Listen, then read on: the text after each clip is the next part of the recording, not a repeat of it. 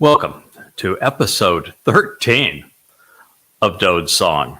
This review and closely examination of the 89th Mizmor, so that we might come to know Yahweh, his Son, our Messiah, the returning King, indeed our Savior, better than ever before. This is the most magnificent song ever sung. The lyrics were actually written by God, Yahweh, on behalf of his favorite person, his beloved, his chosen one. The one man, he says, he is my son, I am his father. The one man that Yahweh says, I anointed him with my oil.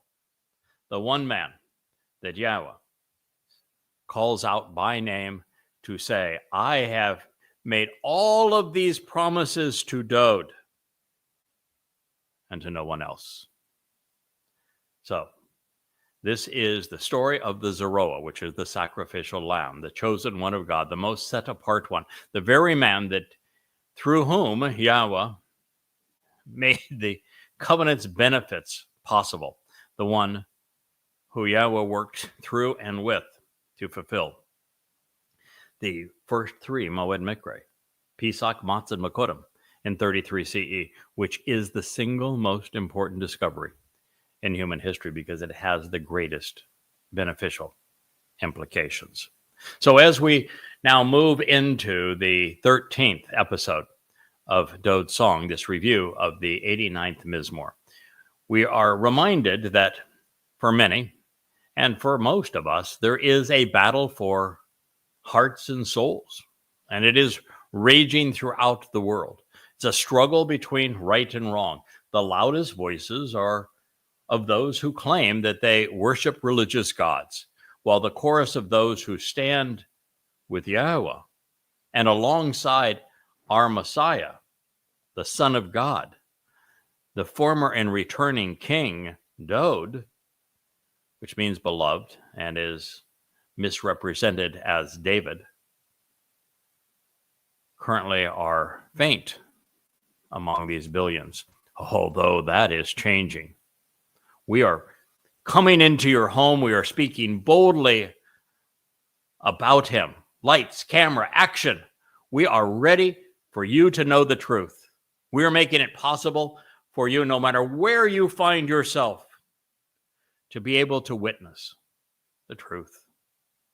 The very truth that will provide eternal life, perfection, adoption into God's family, enrichment and empowerment, enlightenment and emancipation, all gifts of Almighty God in his collaboration with his Son. So the 89th Mizmor continues with these words. What's worse? Yahweh asks. And adding to the resentment, now, previously, God made it very clear that he is exceedingly frustrated with humankind, particularly his people, for denying their Messiah, Dowd, for the elaborate work that people have done to pile their trash right on top of the most important truth in human history, that the Messiah and Son of God is Dowd David. He's been here twice before. He will return. And that by fulfilling Pesach, Matzah, and Makodim, the covenant was enabled. It was established. Life became eternal. Our souls were perfected. We are adopted into Yahweh's family. We're enriched and empowered by him, all of which is made possible by this fulfillment of Pesach, Matzah, and Makodim.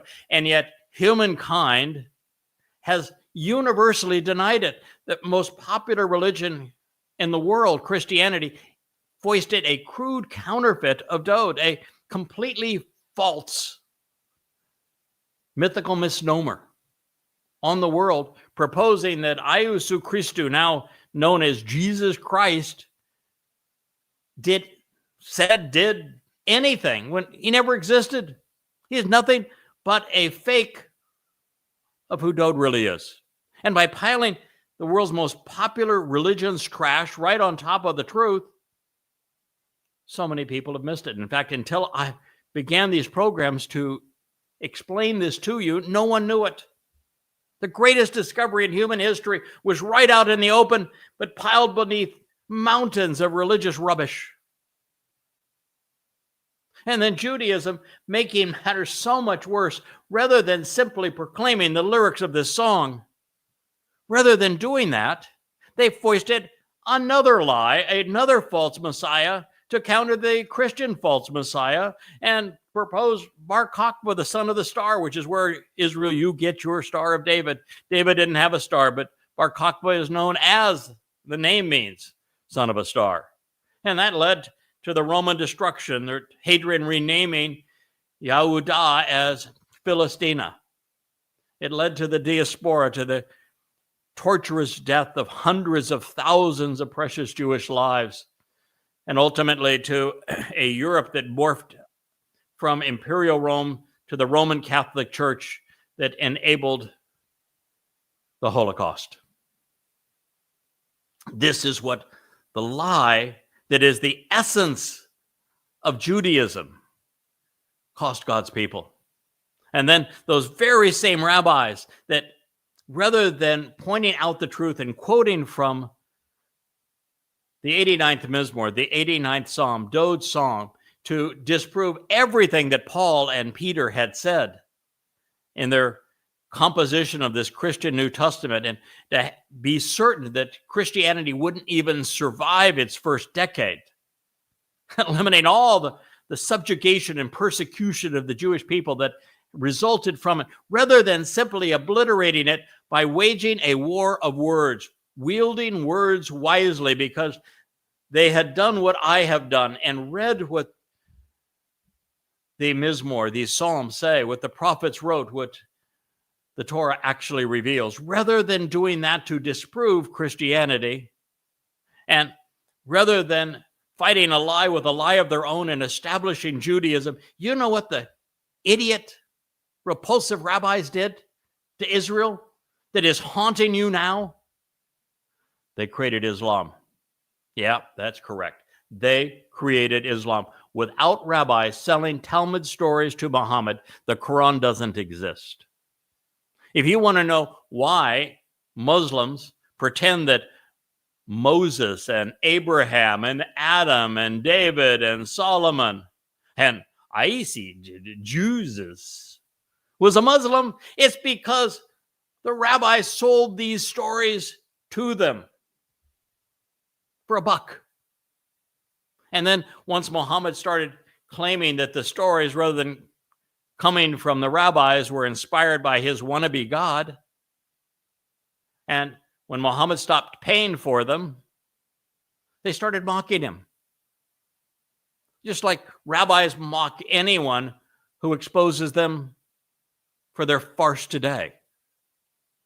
And by these ugly bearded wonders mocking Muhammad, a psychopath, for not paying his bills, he turned on them. And he did what psychopaths do when threatened. He cut off all their heads. Then, to teach them a lesson, he raped their women. He enslaved their children. He perpetrated genocide against Jews in Arabia because of what the rabbis had done. And he thereby made Islam not only anti-Semitic, not only a death cult, but in particular, a religion where there's bonus points afforded for killing Jews. All because of what the rabbis had done. And even Christianity was created by a rabbi. The first person in writing to use that term historically is Shaul, who Christians know as Paul. He claimed to have been a great rabbi. This is what you've done to yourself. So, excuse the interruption. This is what God was saying. I just wanted to give you a little context.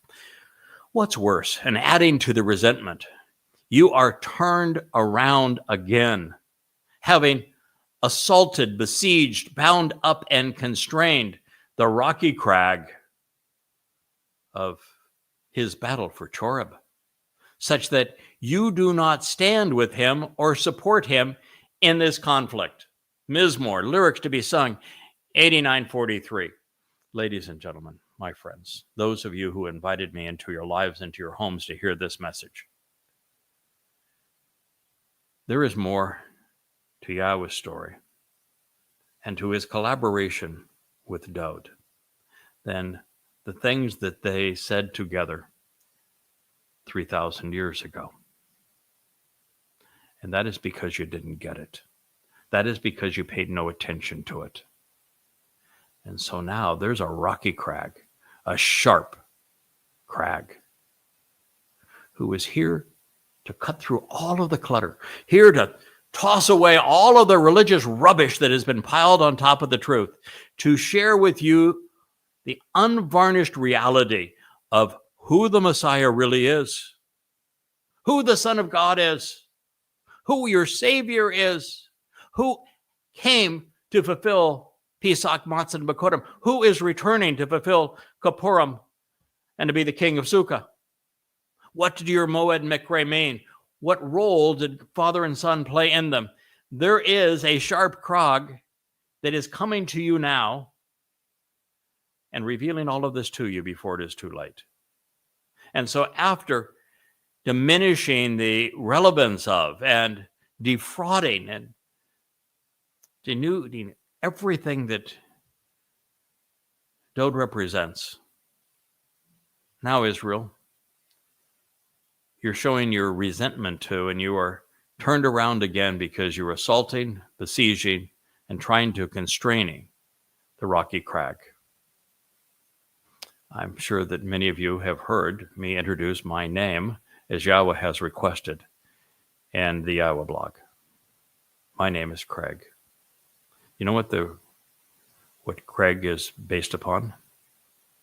It's a Celtic name. It means crag. And I am both a rocky, hard as nails, tough as they can be, and sharper than the average fellow. Crag.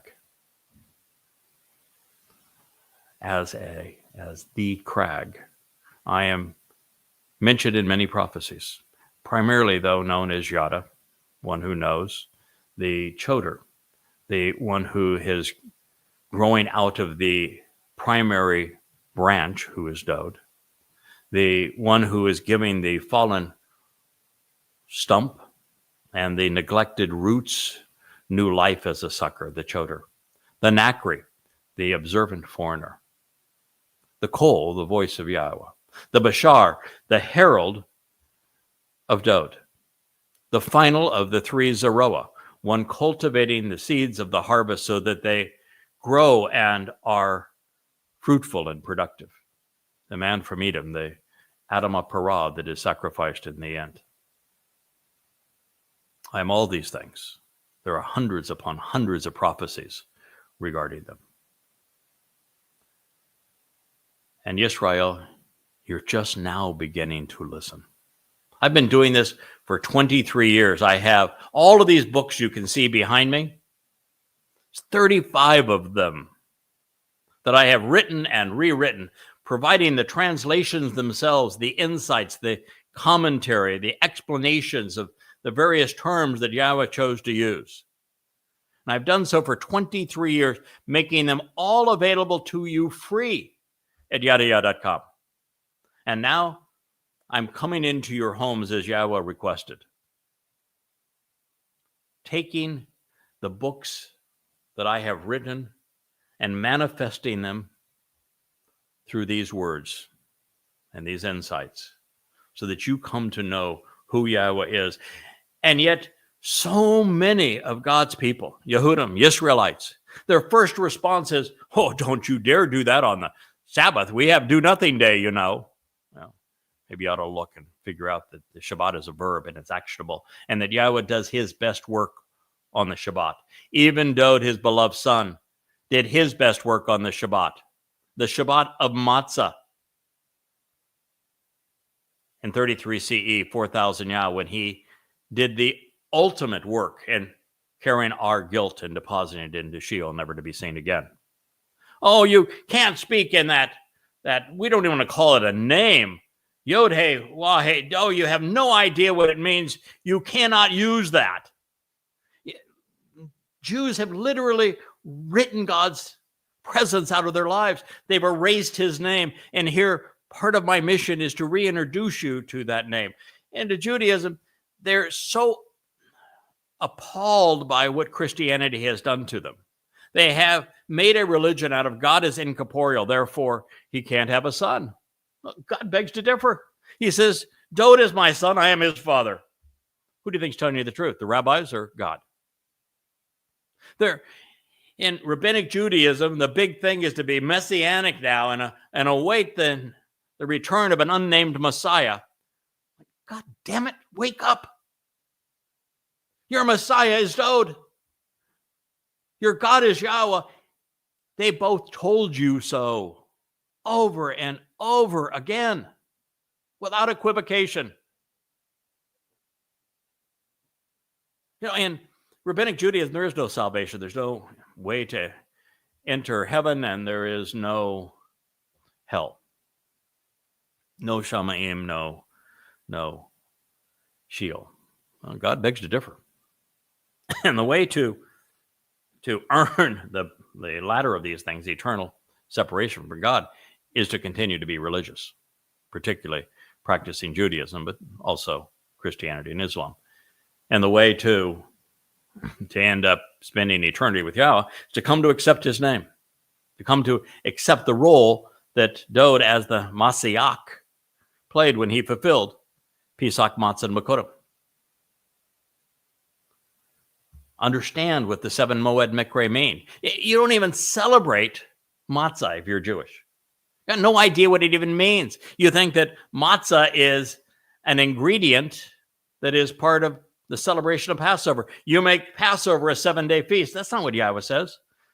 Matzah is 7 days, and matzah is part of Pesach. In fact, Passover without matzah is counterproductive. You become immortal and still guilty and therefore eternally separated from God. The only way you can be immortal and guilty and therefore separated from God is to spend your eternity in Sheol. That's a really stupid idea, and yet it lies at the heart not only of Judaism but of Christianity. Can't speak of Islam. It's too dumb to understand any of this kind of stuff. Way beyond them. But it's even way beyond most Jews, and you're the smartest people in the world, and yet you don't get it. This has been presented for you to understand for 3,000 years, and yet not one of you in 3,000 years understood any of this that I'm sharing with you.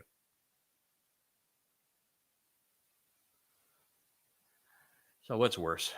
Adding to the resentment, you are turned around again, having assaulted, besieged, bound up, and constrained the rocky crag, the Shur, having been adverse to this stone, and of his battle for Choreb, his fight with the sword and the chisel for the fire of Yah, the revelation of his Torah.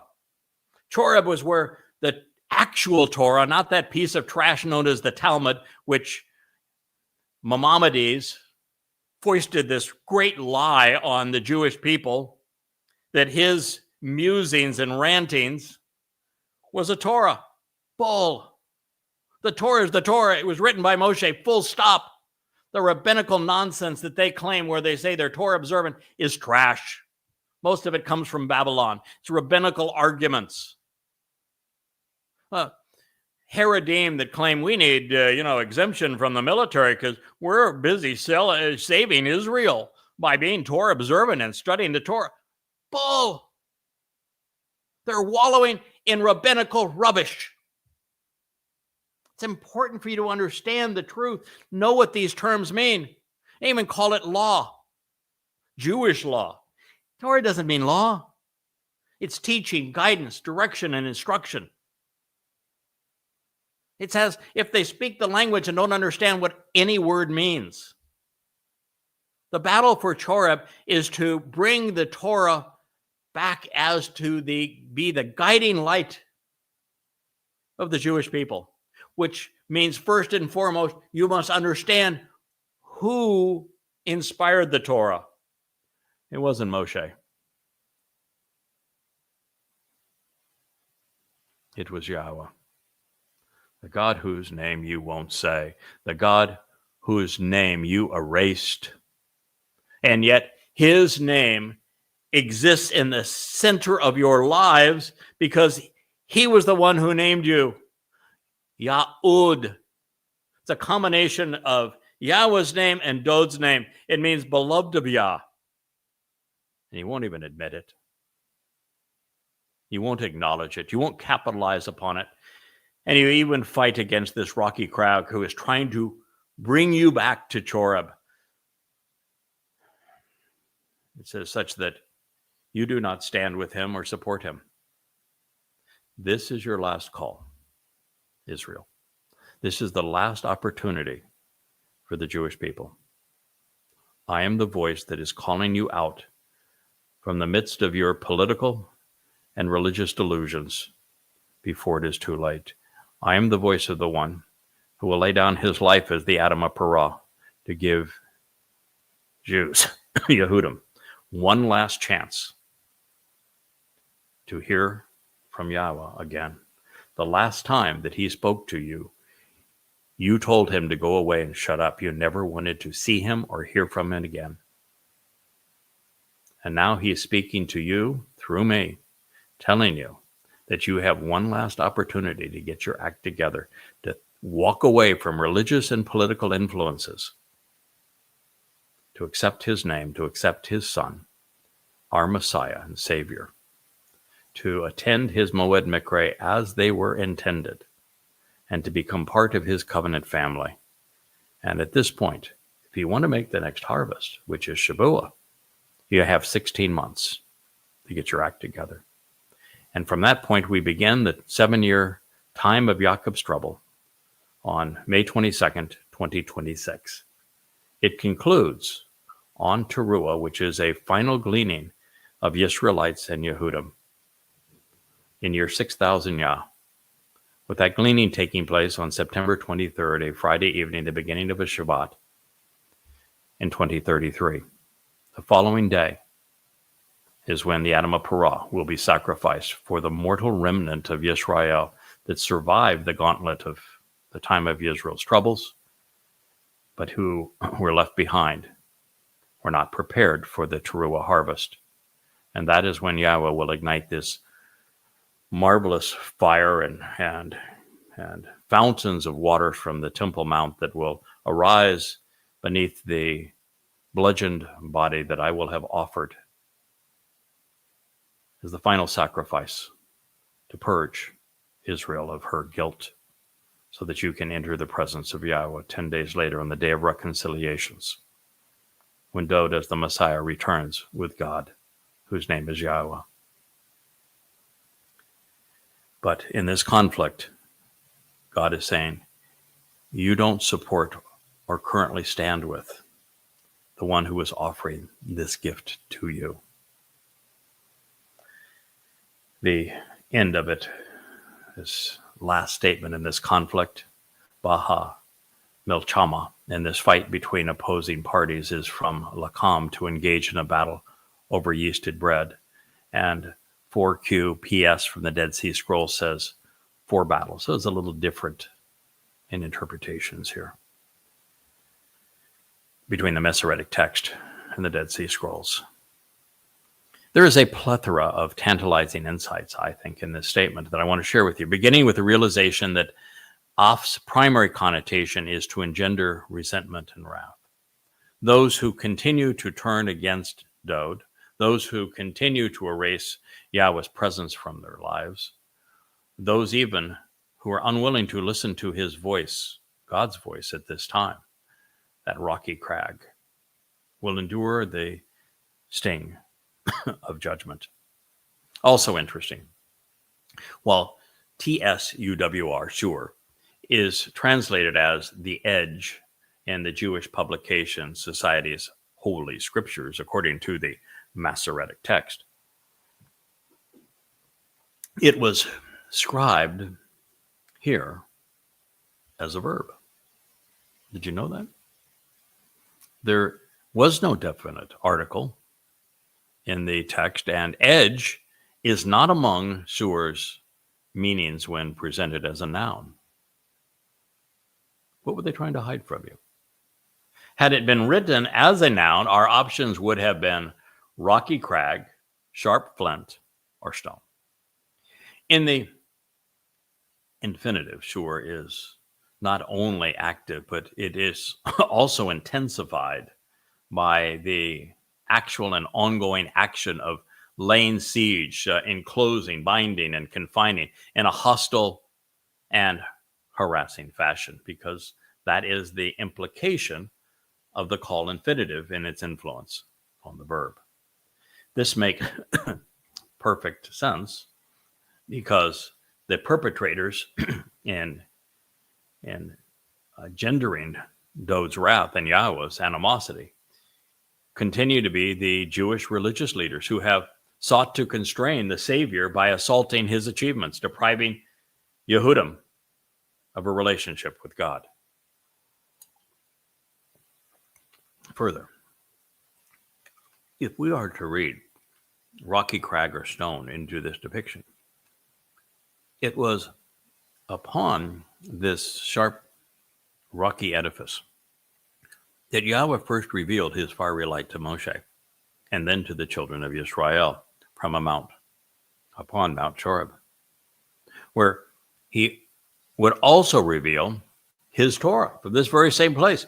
Moreover, it is my contention that Dowd's song is the cornerstone, the shore of the covenant home, and that it was revealed in the Yobel year of 3000 Yah, 968 BCE, 4 years into Solomon's reign, as the cornerstone was laid on the home for Yahweh's name. This Mizmor is that cornerstone.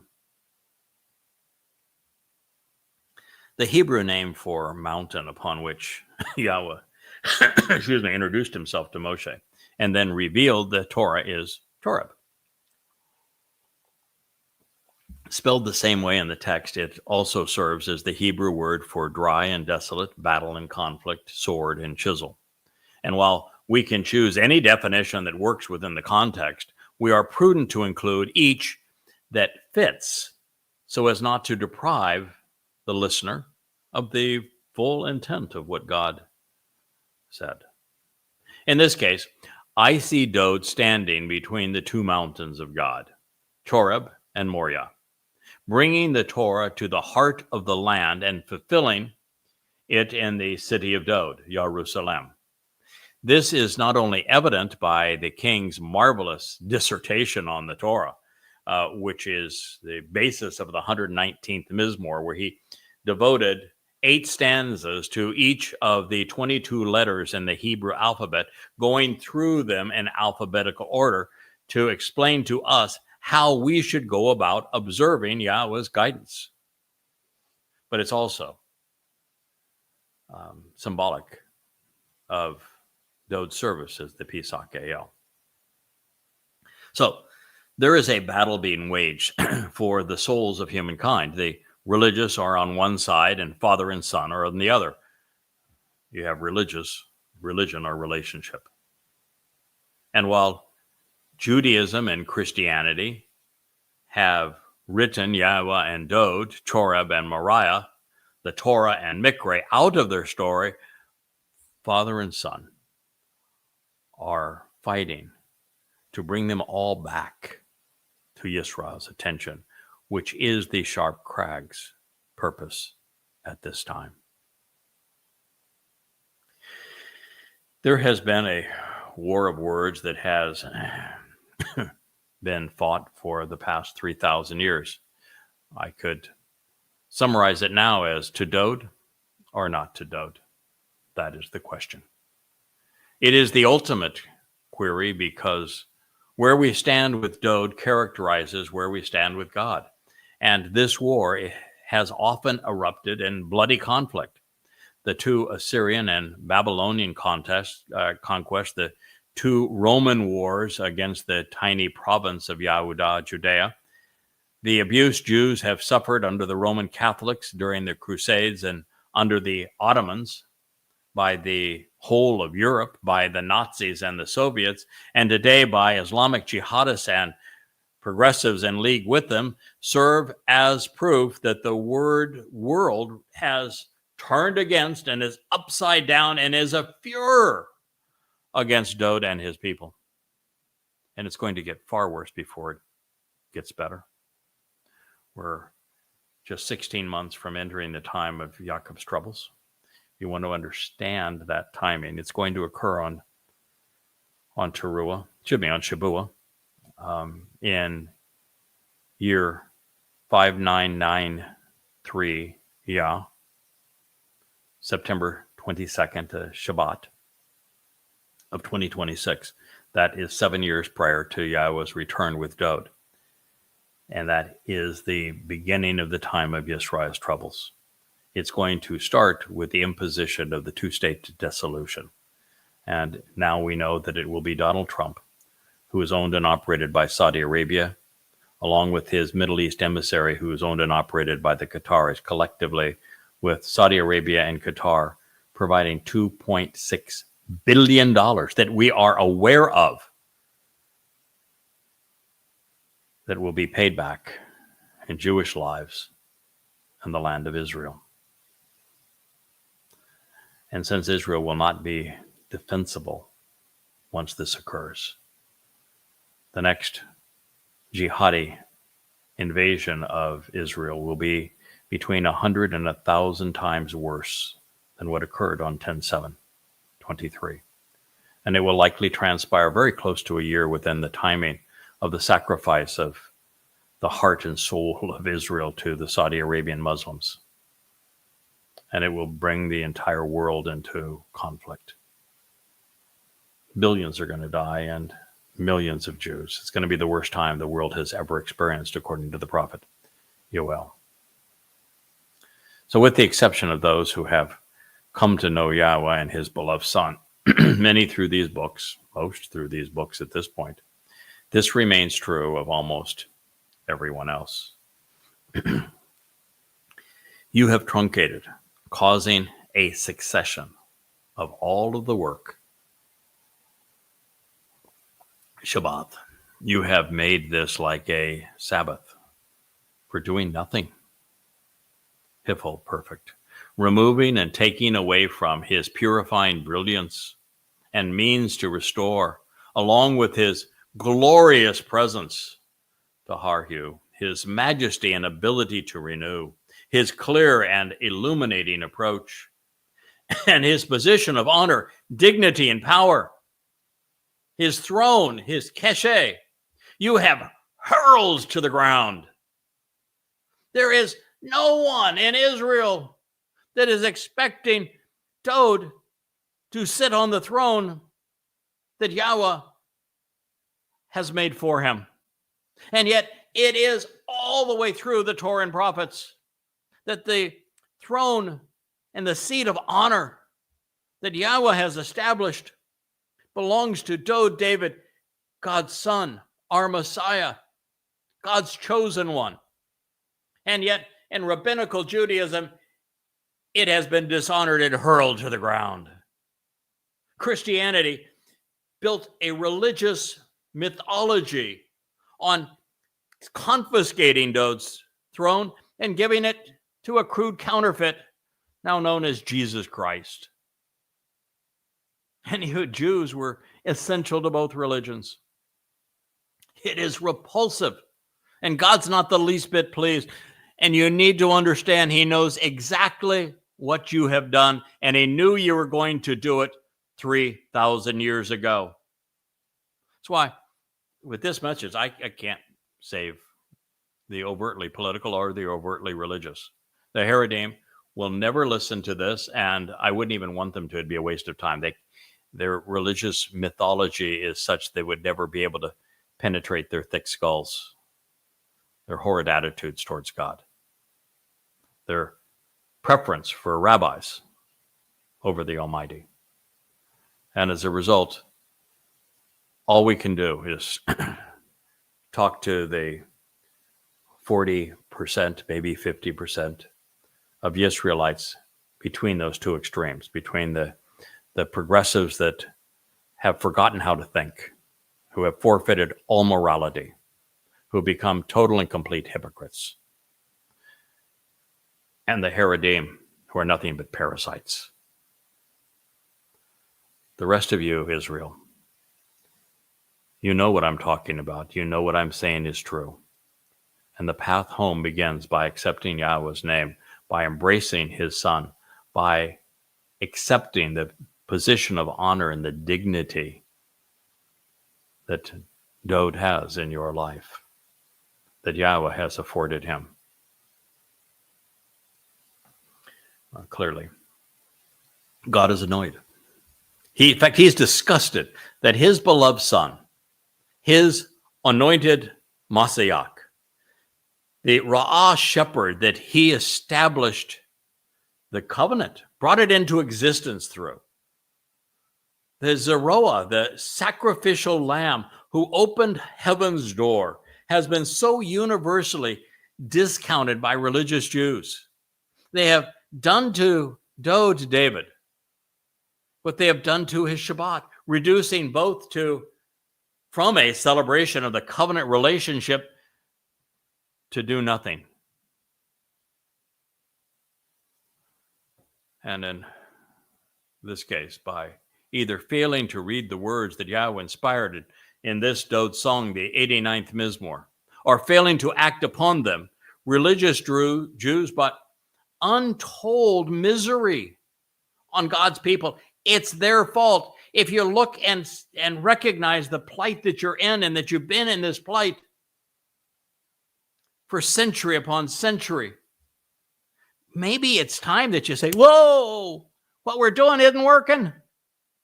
The rabbis have made life more miserable for us. Our politicians have made life more miserable for you. The whole world is turned against us. We're here. We've been the victims. We're doing the right thing, defending ourselves, and yet the world is enraged by us. There's no way to win. So, you want the solution? Yah was offering it to you on a silver platter. And on that platter is the throne, the seat of honor of his chosen one, your Messiah and King, my King, Dowd David.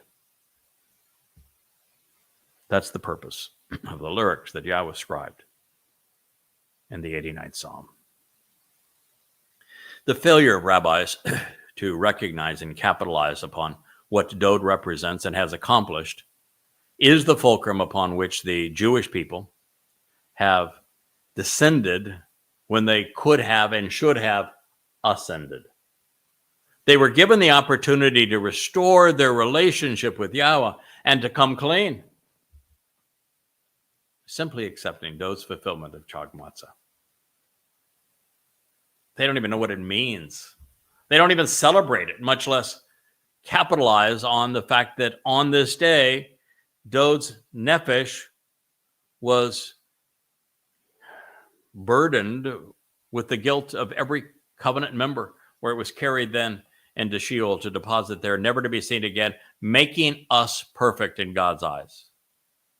They don't even know what it means. They don't even know that the yeast that is taken out of the bread to make it matzah represents religious and political revolt against God, and that it is on matzah that our souls are unyeasted, where the fungus of these terrible corruptive influences, religion and politics, are removed from us. We are welcomed back into the covenant by embracing Dowd's glorious status as the chosen Messiah and the Lamb. But the rabbis have not only forgone all of this, but they also tossed it away, hurling Dowd's dignity to the ground. When rabbis talk of Dowd, they vomit all over themselves. They don't like him. They're envious of him. They talk about all the things they don't like about him. They never celebrate his life. And if you're so stupid, you think that, oh, yes, they do. The symbol of religious Judaism is a Star of David. Then you've been played for a fool. David didn't have a star. That star is religious. It comes from Kabbalah. It comes from even Christianity. As Christians, oppressed and subjugated Jews, you're wearing the very symbol of the shame that the religion of Christianity and then the Nazis perpetrated against you. Dowd does not have a star. Bar Kokhba does, but he was the false messiah of the founder of Rabbinic Judaism. You have hurled Dowd's dignity to the ground. There isn't one in a million Yehudim, even at this moment with me coming into your homes, that recognizes that Dowd was the Messiah, the Son of God, his chosen one, the one through whom the covenant was enabled, the one who fulfilled Pesach, Matzah, Bakodim in his second life in 33 CE, 4,000 Yah, and the one who is returning as King of Kings on Yom Kippurim, where he will anoint the mercy seat of the Ark of the Covenant to reconcile the relationship between all Yisrael and Yehudim and Yahweh, so that we can camp out with God for 1,000 years here on earth on Sukkah before eternity begins. Dowd was chosen by Yahweh, and he was anointed by his spirit at 8 years old. 8 is the Hebrew number for eternity. And from what we have discovered, his best writing and his most profound spiritual insights were distilled within these songs when his mind was young and receptive, and when he was fraught with the fewest distractions. Over time, the relentless burden of being responsible for miserable ingrates grew wearisome, as it did for Moshe. This is one of the things I want to share with you that I think is stunningly important. There are 3 Zeroah. Moshe was the first of them. Yisrael, you treated him like crap. When he first intervened on your behalf to save you from the cruel taskmasters of Mitzrayim, the crucibles of human oppression known as Egypt today. Rather than be grateful that this man risked his life and intervened as you were being beaten to death, you besmirched him. You threatened him. You tossed him away. And that's why when Yahweh asked him to engage with him to liberate the children of Israel from slavery in Mitzrayim, he said, no, you got the wrong guy. I don't want to do that. You treated him like trash. You had tossed his reputation to the ground. Well, Yahweh has a compelling nature. I remember when he asked me to engage in this, my first reaction was very similar. Nah, come on, you got the wrong guy. Just as Yahweh convinced Moshe that it would be okay to do this, he did the same with me. But then, from right at that point on, every time you turn around, the children of Israel are irascible. You're pig-headed. You're the opposite of appreciative. You didn't even get to the Gulf of Aqaba, to Nuweiba Beach, where you had now been freed by the Egyptians based upon Yahweh's miraculous intervention, and you'd been given gifts and parting gifts, and for the first time in 80 years, you're free. Free at last. And what did you do? You turned on Moshe and said, what did you bring us out in the desert to die? We want to go back. Can you imagine the agony that you caused and the frustration, both for Moshe, said, here we go again. I told you this was impossible, God. And for God himself that was doing this for you. Then you get across the other side, you're at the base of Mount Towrah again. Moshe goes up the mountain to converse with Yahweh and to bring down the Torah instructions, and of course the first set of tablets that were etched with God's instructions. And you got his brother orchestrating a group of people that are making a godforsaken religious idol, a golden calf in the image of the Egyptians, the Apis, the bull cult that was so popular among the pharaohs. My God, what was wrong with you? And then, if you didn't learn your lesson from that, Yahweh says, listen, I'm going to do you a favor, Moshe. I'm going to do the people of Israel a favor. I'm going to come off this mountain and I'm going to introduce myself to the entirety of the children of Israel. And I'm going to explain that you're my guy. I have chosen to speak through you. So they'll know you are my chosen voice. And so what did he do? He told them, get themselves cleaned up and prettied up for this meeting. I don't want to, speak to a bunch of stinky, filthy guys. I want them to understand how they really do need to clean up their act to be in my presence. It's something we will repeat here 8.5 years from now with the sacrifice of the Adam of Torah. But Yahweh comes down. He says, yep, Moshe is my guy. This is the first of the 3 Zero, if you're wondering. And God specifically says, I am speaking through him. That's what I'm doing here. And you know what the children of Israel said? We don't want to see you again. We don't want to hear from you again. Go away. Shut up.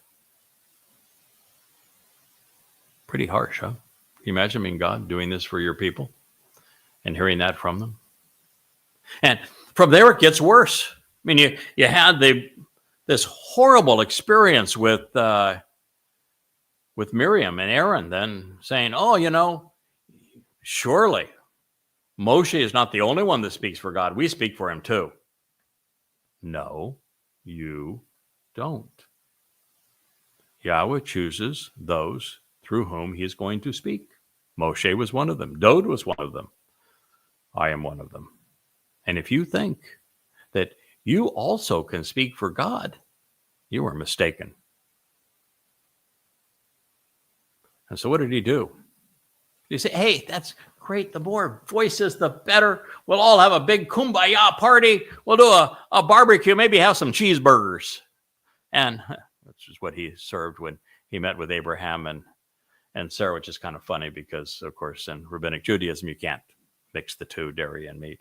So anyway, rather than saying, hey, that's great, and the more voices, the better, God said, you repulse me. I want you to shut up.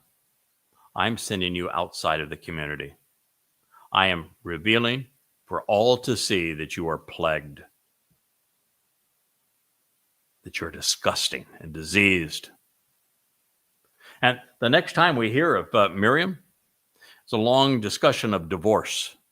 And then God reminds us, just as Miriam was plagued. Now, Aaron, even during that time, says, okay, I was stupid. It really, in fact, he even used that word. I was really stupid. What a dumb idea to claim that we get to choose who God speaks through and that he can also speak through us when it's obvious that he chose Moshe. And because he was a full confession right there, saying, I admit it, I was wrong. It won't happen again. Please, cleanse me of this. Yahweh did. Aaron remained part of the community, even as wrong as he was so many times. And it gets even worse. The waters of Meribah might be based on the same word that we get from, I get the name Miriam, contentious and bitterness. It goes on and on. No matter where we turn, the children of Israel turned on Moshe and Yahweh. It got so bad with Dowd, the second of the 3 Zeroah, his own son led an insurrection against him. On and on it goes. In fact, the group that surrounded Saul, sought to kill Dowd, hunted him down. He got so bad at one point, Dowd made a bunch of blunders, but one of the blunders he made is he said, listen, I can't even hang out with my own people. I'm going to go out and hang for a while with the Philistines. I mean, bad idea, but Dowd's flawed like the rest of us. Made many wonderful decisions. That was not one of them, however. And it's the same thing true with all of us. We're imperfect implements, and that's why Yahweh likes to work through us, because his magnificence can be shown through someone who is flawed. He loves to use dirty and dented implements to convey his message and purpose. But you need to know that over time, the burdens of being responsible for miserable ingrates grows wearisome. After a while, Dowd stopped writing Mizmor. Now he came back to fulfill Pesach, Matzah, and Bakurim. He honored his promise. He's going to return as King of Kings. But when he returns, everyone who will be there will respect Dowd, because we wouldn't be there had he not fulfilled Pesach, Matzah, and Bakurim. He will have earned our eternal devotion for having done so in respect. I have done this now for 23 years. I have faced numerous insurrections along the way. I've had lots of people that I have poured my life into who have betrayed me. I know exactly what it's like. I've witnessed, as Moshe did and Dowd did, fractured family.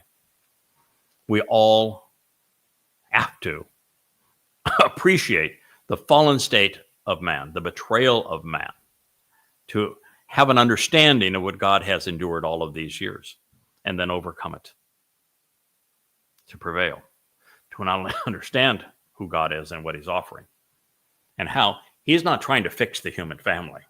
He's not, you got a problem with your spouse, you got a problem with your parents, you got a problem with your kids, you got a problem with your health. That isn't God's business. God's business is to offer you the alternative, which is the perfect family with him. It's called the covenant.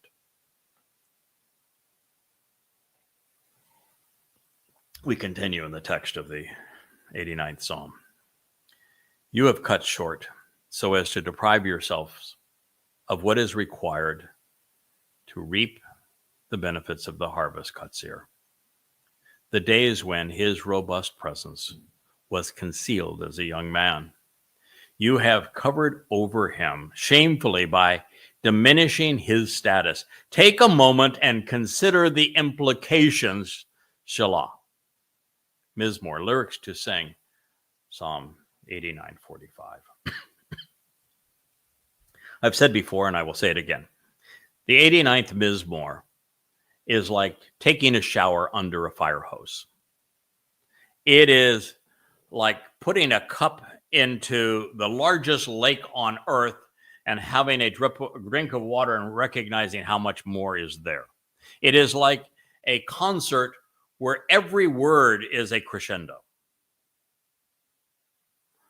This continues to be the case. God just said that his people have diminished and deprived themselves by not appreciating what is required to reap the benefits of the harvest. Katsir.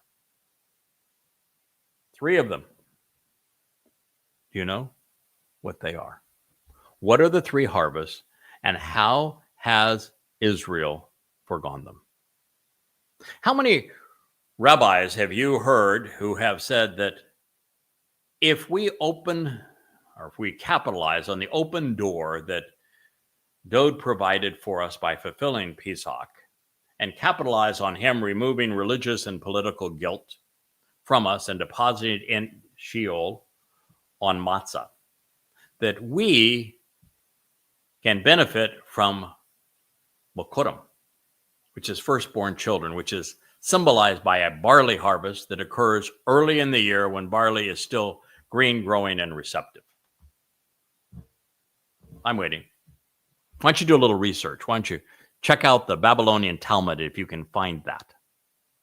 That's the first of the Katsir. How many rabbis have told you that the second harvest, the middle candle, if you will, in that menorah, I've got a beautiful menorah here, a stylized menorah over my left shoulder, right side of your screen. How many have told you that after the first 3 Mizmor, reading from right to left, represent Pesach, Matzah, and Bakurim, that one in the middle is Shabuah? And that the harvest promised on Shabuah is a harvest of varieties of wheat, not one type, multiple types.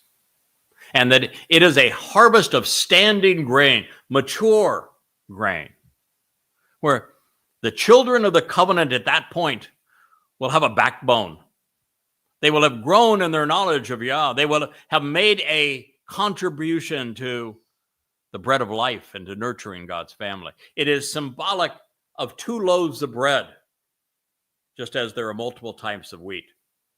Goyim, Yehudim, both together, uplifted into God's family.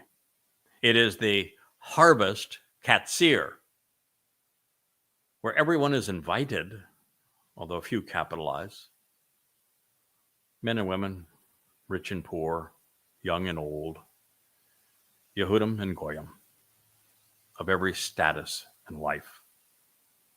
That is the second of the 3 harvests. But there is a third, and it is a mikre that in Judaism has been so corrupted, you now call it by a Babylonian name, Rosh Hashanah, the head of the year. Well, it's the head of the Babylonian New Year. The head of Yahweh's year is the first of Abib in the spring, not in the fall. You are so fixated on writing Yahweh and his plan for your redemption out of your lives that you renamed the final and third of these harvests. It's a lakat, it's a gleaning. And on this case, it's of olives, which means that it is of Israelites and Yehudim. And it will occur on Towrah, because Towrah is the final of these 3 harvests. This particular harvest will occur at the end of the time of Jacob's troubles on the 23rd of September in 2033, year 6000 Yah. In fact, I even say 6000 Yah as 2033, and Jews go, oh no, it can't be. You know, Maimonides told us that it's a different year, and we got a long time before 6000 Yah. You know how we came up with this scheme? Do you ever bother to figure out how these numbskulls fooled you? Well, read it. It's presented in his chapter called The Sanctification of the Moon, because, well, he was under Islamic influence. And it's based on the repetition of the number 19, which is the favorite number of Muslims in the Quran. And it has nothing to do with the genealogies of the timeline of the Torah. I'm telling you, the 2033 is year 6000 Yah, just as 33 when Dowd fulfilled Pesach, Matzah, and Bakurim. And he told you as Gabor El that he was going to do it, and pointed exactly to the heart of the celebration of Matzah in year 4000 Yah, 33 CE, in his meeting with Daniel in Babylon. But you don't know these things. And if you don't know these things, how are you going to capitalize on them? How are you going to be there to benefit from what Yahweh is providing? You have cut short and you have deprived yourself of what is required to reap the benefits of the harvest, Katsir. The days when his robust presence was concealed as a young man.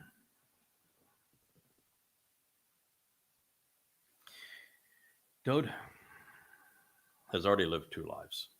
He told us all about his second of 3 lives, and how it would culminate in him serving as the Pesach AL, being crucified by the Romans, beaten to a pulp, and then nailed to an upright pole. And then how he would fulfill Matzah with his soul going into the darkness of Sheol. And then how on Bakurim he would return to the light.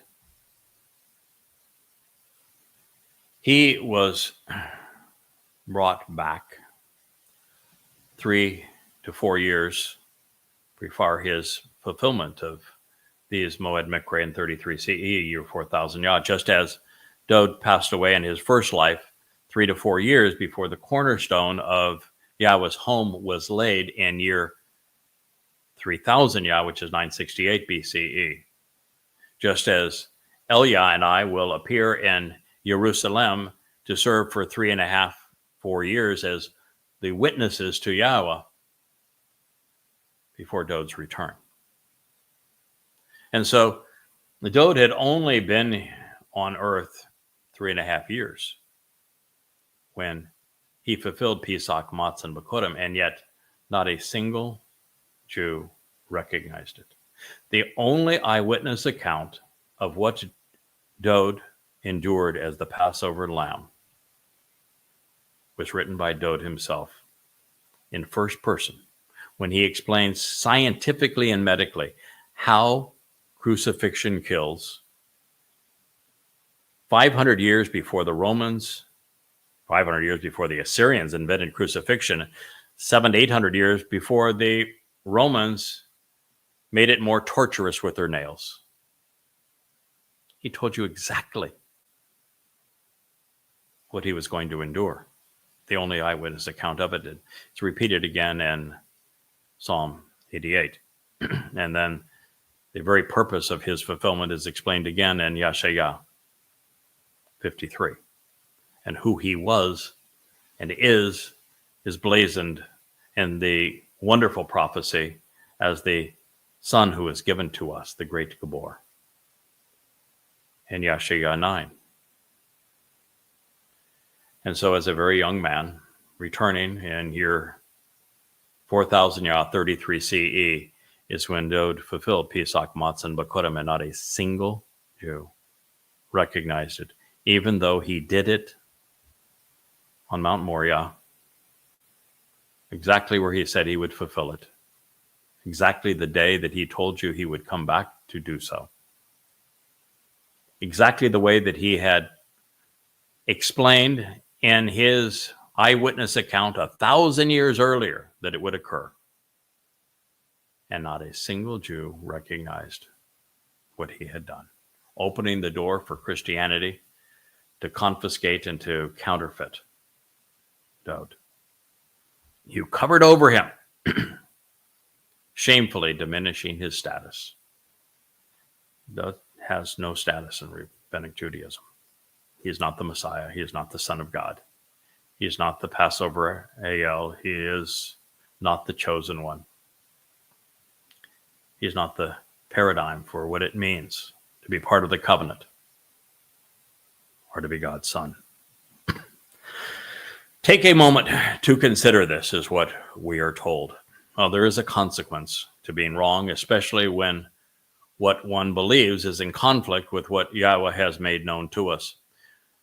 Those who do so cheat themselves when they deprive Dowd of what rightfully belongs to him, because it shortchanges what he can offer. In this case, religious Jews are being accused of depriving themselves of what Dowd has provided, such that they are not harvestable. And that's the way it's going to be. They have vigorously obscured what he achieved through the fulfillment of Pesach and Matzah.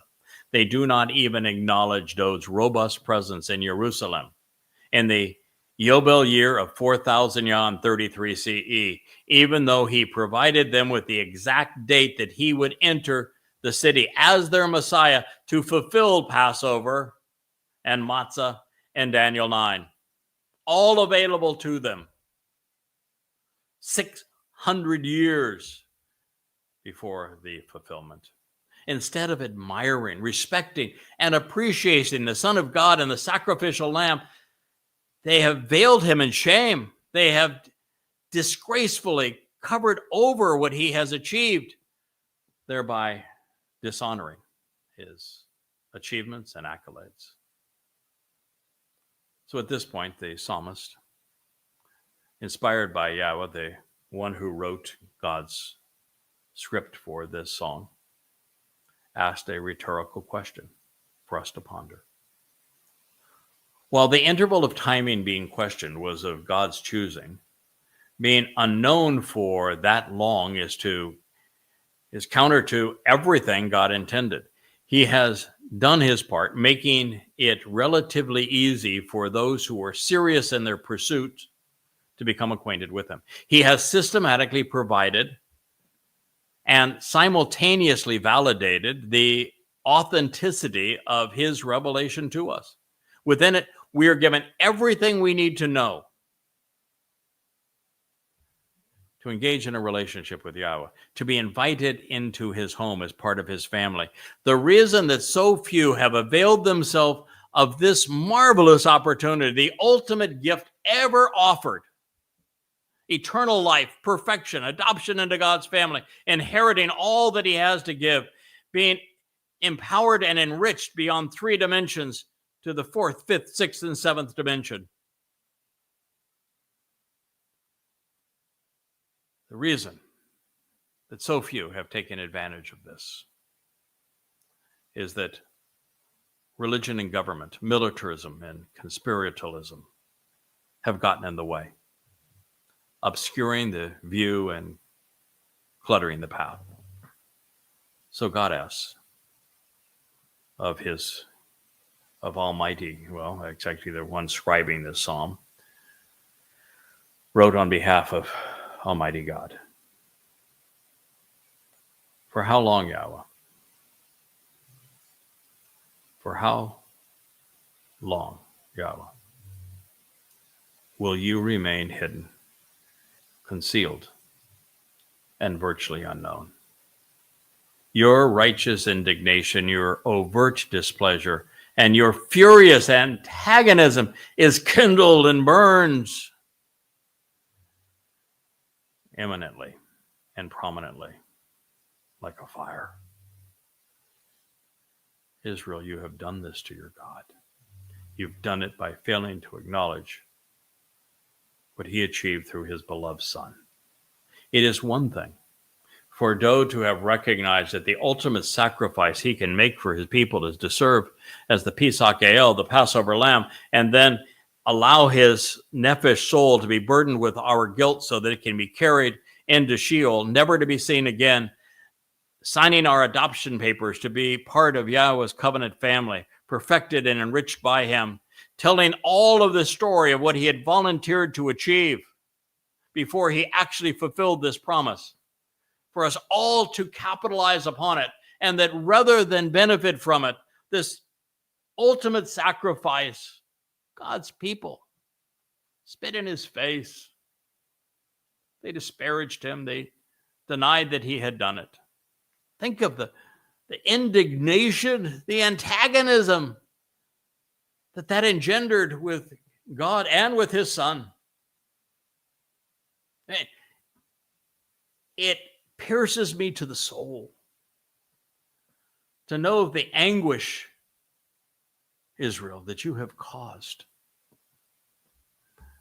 and your disrespect for Yahweh and for his beloved Son, our Messiah and King Dowd. I want you to think about that for a while. Tomorrow we will return for the 14th episode of Dowd's Song. But between now and then, ruminate on the aggravation and the pain you have caused the creator of the universe, who's offered you the greatest gift ever. I am Craig Wynn, and this has been the Yahowah blog.